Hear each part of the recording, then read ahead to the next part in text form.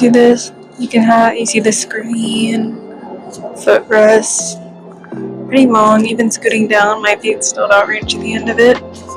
Here we have blanket, mattress, robe, and then a spot to store your bag so it doesn't have to go in the overhead cabin. Here we have a place to store your coat, which is closed. I don't know why I can't open that. And then a spot to store shoes.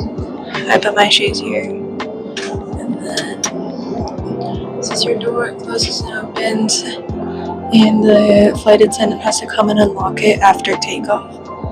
This is the window. It's actually pretty cool. Instead of a shade, like you see in a lot of older planes, it has a thing so you can lower the brightness or raise the brightness. Right now, I have it lowered just a little bit. You can see that right there. But whenever the brightness is fully up, it just looks like a normal window can see completely out of it.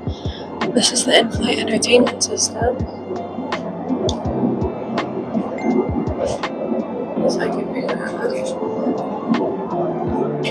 So lots of good movies actually. They have a lot of new stuff. This is coming out on we're filming this on December 16th, 2024. And they still have like all the new movies and stuff that just came out on Netflix.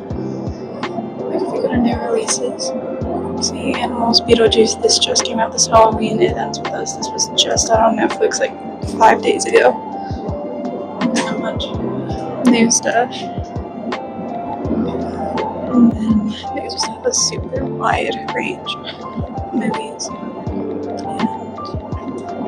like a lot. I'm scrolling through this earlier and didn't even get to the end of it. So yeah, and then from here, you can put your thing on Do Not Disturb so the flight attendants don't come in and try to bring you meals. Or you could just order your food from here, call the flight attendant, whatever you need. And then this is cute. I really like this. When we started the dinner service, and then when they're probably going to dim the cabin lights to whenever they wake up, this flight is actually 12 hours. So by the time we get there, leaving, there was 3 over there when we left from DFW, and it'll be 3 p.m. whenever we get there. So, yeah. And then amenity kit water. This is pretty cool. I just put the headphones in here because I didn't really have a place to put them. And then personal reading lights, chargers, the universal outlet, and a wireless charger. This is where you plug in your headphones, USB cables, and then this opens up as a storage. This is your TV controller. It does basically everything, pretty fluid. And all of the pamphlets and 2 magazines are stored in here, safety pamphlets and Wi-Fi stuff. They give you this eye mask whenever you first get on here too. So, and it's heated. And then they also offer you a welcome drink. That was really good. This is the menu. So it's in Japanese and English. And very detailed, lots of options. And then seat controls right here.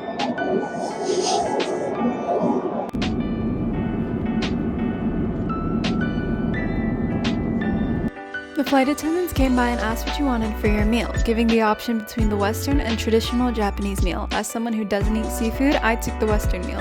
They also ask you what you would like to drink. I chose the Japan Airlines Skytime drink. It's a peach and grape flavored juice, very refreshing, and I ordered one on every single flight after this. Very quickly, an attendant will come with an aperitivo of your drink with nuts and olives.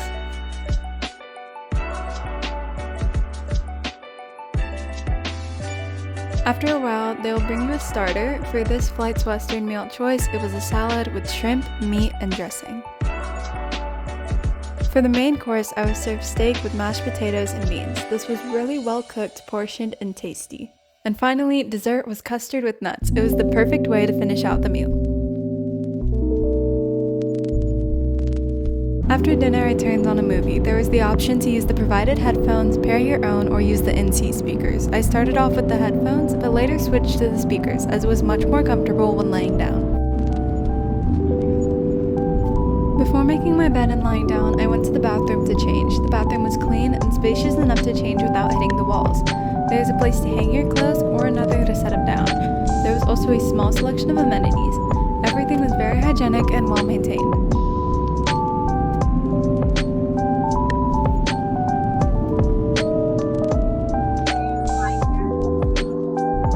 The IFE was great, but if you want to use your phone, all business class passengers get free in-flight Wi-Fi. This was actually one of my only problems with the Japan Airlines flights. If the flight doesn't provide code vouchers, you must go to the website and enter all your booking information. Thankfully, on this flight, a voucher was passed out. The Wi-Fi connection was surprisingly weak. I was not able to watch a YouTube video, so I got curious and tried to run a speed test. However, it didn't work. TLDR, don't count on a strong Wi-Fi connection for entertainment or work purposes.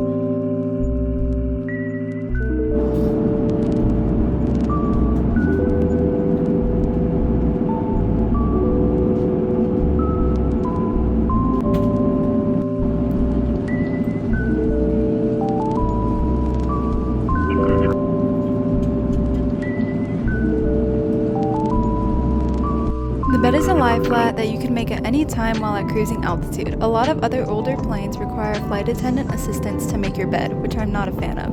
This bed was really comfy, but it was a little difficult to watch the screen and lay down. They provide a mattress pad, pillow, and blanket, as well as earplugs and an eye mask in the amenity kit.